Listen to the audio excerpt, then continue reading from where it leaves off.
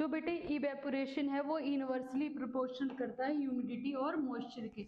अब देखिए बेटे, जब रेनी सीजन होता है तो हमारे आसपास क्या रहते हैं, बहुत ही वाटर ड्रॉपलेट, मतलब बहुत ही क्या रहता है, मॉइस्चर रहता है। जिस मॉइस्चर में क्या होता है बेटे, वाटर ड्रॉपलेट होते हैं। तो उस वजह से उस टाइम क्या होता है बेटे, इवेपोरेशन होना डिफिकल्ट हो जाता है। इवन हमारे जो कपड़े हैं वो भी आसानी से नहीं सूख पाते। क्यों? क्योंकि बेटे वो इवेपोरेट आसपास जितना, मतलब कपड़ों पे वाटर ड्रॉपलेट होते हैं उससे ज्यादा कहीं क्या होता है, इन्वायरमेंट भी क्या होता है, वाटर ड्रॉपलेट से भरा होता है, ह्यूमिडिटी से भरा होता है, जिसके कारण क्या होता है कि उस टाइम जो है कपड़े सूखना भी क्या होता है, डिफिकल्ट होता है। वो इनवर्सली प्रोपोर्शनल करता है। फिर आगे बेटे कूलिंग इफेक्ट। अब जैसे इवेपोरेशन से क्या कूलिंग इफेक्ट प्रोड्यूस होता है।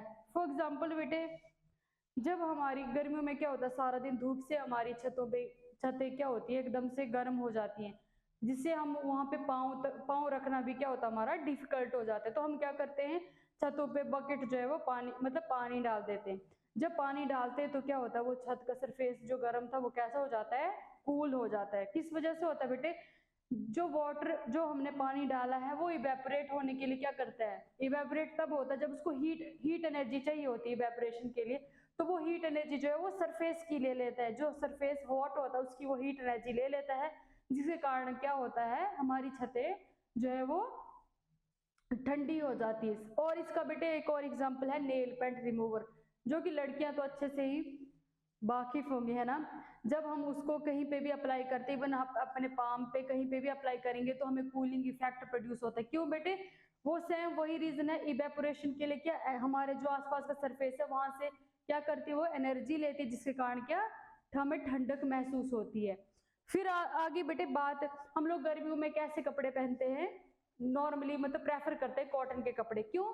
क्योंकि कॉटन जो है बेटे गुड ऑब्जर्वर ऑफ वाटर है। जैसे हमें स्वेट पड़ता है तो वो क्या करता है कॉटन, हम देखते हैं, मतलब हमने देखा होगा, ठीक है, जब हमें पसीना पड़ता है तो हमारे कपड़े भी क्या हो जाते हैं, गीले हो जाते हैं। और जब वो वाटर इवेपोरेट होता है, कहाँ पे, इन्वायरमेंट में इवेपोरेट होता है, तो हमें क्या ठंडक महसूस होती है।